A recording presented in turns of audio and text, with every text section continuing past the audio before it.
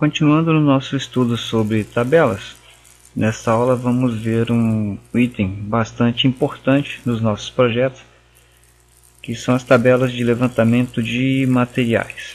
Para a gente destrinchar esse assunto, eu bolei aqui um exercício que seria o levantamento de quantitativo de concreto para essa obra. E para fazer esse exercício, eu fiz algumas modificações. Por exemplo, na minha parede básica de 15, eu aqui em editar tipo, na estrutura, que era uma estrutura bem simples, né? Eu coloquei como material, aqui o material concreto pré-fabricado. Tá, ok? Mais uma vez, sem nenhuma lógica nem arquitetônica, nem estrutural, tá? Me perdoe os engenheiros e os arquitetos de plantão.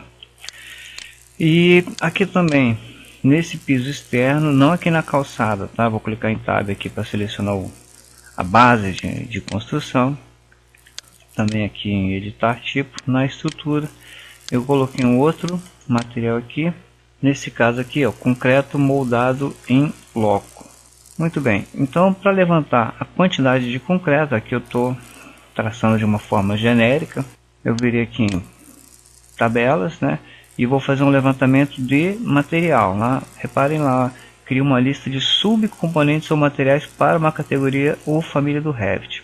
Reparem que no meu exercício eu misturei concreto de parede com concreto de piso, tá? Porque eu quero fazer um levantamento geral de concreto na obra.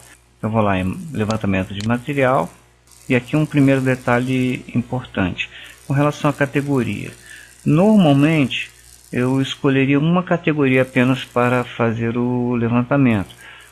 Por exemplo, eu tenho uma parede cortina, eu queria levantar a quantidade, o comprimento total de montantes, ou comprimento total, área total de painéis, de vidro, enfim. Então normalmente o meu caso de levantamento de materiais seria por categoria. Tá? No meu caso aqui, como concreto, eu vou usar em paredes, em pisos, em lajes, né, que será o piso também de outro pavimento, enfim. Eu vou escolher aqui como categoria multicategorias, beleza? E vou chamar essa tabela de levantamento de concreto. Vou clicar em OK e vou escolher agora os meus campos. O primeiro campo que eu vou escolher vai ser família. Eu sempre prefiro separar família e tipo, é uma coisa pessoal, tá? Se quiserem pode botar família e tipo. E reparem que agora, nos meus campos disponíveis, eu tenho o detalhamento dos materiais. Então vou selecionar aqui, por exemplo, material nome, material volume, que no caso aqui concreto me interessa o volume, e vou escolher também material custo, porque eu quero aproveitar e levantar o custo de concreto. E é importante observar que esse custo é um custo que está colocado no material, nos parâmetros do material. Então é um custo por unidade, no caso aqui por metro cúbico. Para eu calcular o custo, né, total, eu teria que multiplicar o volume pelo custo unitário de cada unidade de volume. Então eu vou ter que acrescentar um parâmetro calculado, ok? E aqui a gente vai revisar uma matéria que a gente já viu em outras aulas. Eu vou chamar esse aqui de custo total, ok? Ele vai ser dado em moeda, certo? E ele vai ser a multiplicação do volume pelo custo. Só que aqui é importante lembrar que eu tenho um problema do Revit, vou chamar de problema, né? Que é um problema de consistência de unidades. Eu estou multiplicando metro cúbico por custo. Então o que eu vou fazer? Clico aqui nos três pontinhos, seleciono volume, né, que é metro cúbico, e vou transformar isso numa constante, né, numa constante ou num valor adimensional. Como é que eu faço isso? Eu divido, né, vou botar entre parênteses aqui, dividido por 1 metro cúbico. Né, se eu tenho 10 metros cúbicos dividido por 1 metro cúbico dá 10, um valor adimensional. Para escrever metro cúbico aqui, eu boto M, o circunflexo, que é o sinal de elevado ao cubo. Ok? Então transformei esse número metro cúbico num uma constante. Daí eu multiplico isso por quem? Pelo custo, que é reais, no caso, né? Definido lá nas unidades do meu projeto. Então, se eu tenho um número adimensional multiplicado por um valor em reais, eu vou ter um resultado em reais. Clique em OK, está lá custo total. Vou clicar em OK e ele vai me dar todos os materiais usados no meu projeto. Ok? E eu também posso usar essa tabela aqui para atribuir individualmente os materiais que não tiverem sido atribuídos lá na família propriamente dita. Como eu quero só concreto, o que eu vou fazer aqui? Vamos lá, entrar na tabela, né? E vou lá em filtro e vou pedir filtrar por nome. Eu quero que só nomes que contenham a palavra concreto. É importante aqui que a forma de escrita seja exatamente como lá, ou seja, o C maiúsculo no caso aqui.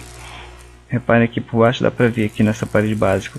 Vou clicar em OK e como não me interessa cada parede, enfim, cada item separadamente, né? Eu posso ir aqui em filtro mesmo, ou melhor, classificar, agrupar, classificar por tipo e tirar esse item de cada instância. E aqui ficaram os elementos que me interessam agrupados. Aqui faltou calcular os volumes, né? Vamos aqui na formatação, selecionar o campo volume, né? E aqui onde tem nenhum cálculo, pedir para calcular os totais. No custo total, pedir para calcular os totais. Ok, isso porque eu estou agrupando, né, as diversas famílias. Então tem aqui, ó, cálculo do volume 61,95 vezes 10, 619, e aqui um arredondamento 49, ainda calculei o total geral aqui. Então com isso eu conseguiria calcular a quantidade de cada material do projeto e eventualmente também o custo de cada um. Lembrando apenas que eu, na minha escolha de categoria de tabela, eu coloquei multicategoria, porque especificamente esse elemento concreto ele estava presente em vários elementos, né? Se eu fosse levantar, por exemplo, a quantidade de caibros, ripas, enfim, materiais de madeira no meu telhado, escolheria apenas a categoria telhado, ok? Então é importante atentar também para essa questão da categoria, porque quando eu coloquei também multicategorias, se eu não colocar nenhum filtro aqui, significa que eu tenho a tabela de todos os materiais componentes do meu projeto. Em um segundo exemplo, eu vou fazer um levantamento de pisos agora e fazer uma mescla com a aula anterior, onde eu vou ter uma tabela basicamente igual a essa, um levantamento de área, né, o custo de cada piso por área, o custo total, e vou colocar aqui ao lado uma imagem de cada piso, né? Parece que vai ficar uma tabela muito legal. E o primeiro passo para executar essa tabela é procurar exatamente imagens de piso, né? Aqui no São Google eu coloquei aqui pisos de madeira e vou coletar algumas imagens aleatoriamente. Eu vou salvar como, colocar na pasta direitinho. No caso aqui, como é uma imagem específica desse projeto, né, eu vou colocar dentro de uma pasta dentro dos projetos. Vou chamar de piso 1, piso 2, piso 3 para efeito desse exercício. Como é uma imagem, eu não preciso necessariamente ser uma imagem assim chapada. Nada me impede de usar como imagem uma foto, tá, do piso aplicado. É apenas ilustrativo. Essa imagem não será usada para efeito de renderização em princípio, embora ela possa ser utilizada conforme a gente viu na aula de materiais. Muito bem, agora vamos lá no passo a passo. Agora eu vou ter que importar essas imagens para dentro do meu projeto. Eu vou lá no menu gerenciar, gerenciar imagens e vou adicionar. Aqui tem que ser uma por uma, tá? Eu já tentei selecionar coletivamente, não deu certo. Abrir, mas aqui é rapidinho. Eu vou selecionar essas 3 imagens, importei para dentro do meu projeto. Ok, nada mais a fazer. Bem, agora o próximo passo é criar uma variável de projeto, tá? Uma variável de instância, para que em cada piso eu coloque esse material de renderização. Então aqui no próprio menu gerenciar, em parâmetros de projeto, eu vou adicionar um novo parâmetro para esse projeto. Ele vai ser um parâmetro de instância, que eu vou colocar aqui imagem do piso, beleza? Ele vai ser disciplina comum, tipo de parâmetro imagem, sobre o grupo gráficos mesmo. E aqui uma observação importante, eu não vou associar aos pisos, eu vou criar uma variável de materiais. Clique em OK, criei uma nova categoria lá, imagem do piso. Próximo passo é colocar agora lá no material. Vou lá no TR, vou me aproximar aqui e vou pegar esse piso, vou clicar no Tab aqui até selecionar o piso que eu quero. Tá lá, selecionei, chamei de piso soleira e ardosa. Eu vou aqui em editar tipo, tá? Ele é um elemento de sistema, né? Tem uma estrutura, então aqui eu vou em estrutura e vou selecionar aqui material. Tá? Repara que é um piso de acabamento, tá? Eu poderia ter várias camadas aqui, o que me interessa é a camada superior, né? A camada visível. Vou clicar aqui em procurar, e aqui na minha tabela de materiais, em vez de eu selecionar um material aqui, eu vou usar aqui esse botão, olha, parâmetros personalizados, onde eu tenho lá imagem do piso, ok? Porque é uma variável de projeto associada à categoria materiais, exatamente por isso que eu escolhi lá na categoria materiais, beleza? Imagem do piso, vou lá em procurar, claro que isso aqui não é uma ardósia, né? Mas a título de exercício eu vou dizer que esse piso, essa ardósia, tem essa imagem aqui associada a piso 1. Muito bem, cliquei em OK, está lá associada a imagem do piso como parâmetro de material. Ok, tudo ok. E vou fazer esse mesmo procedimento para os demais pisos deste projeto. Vou fazer fora do vídeo para a gente ganhar tempo, claro.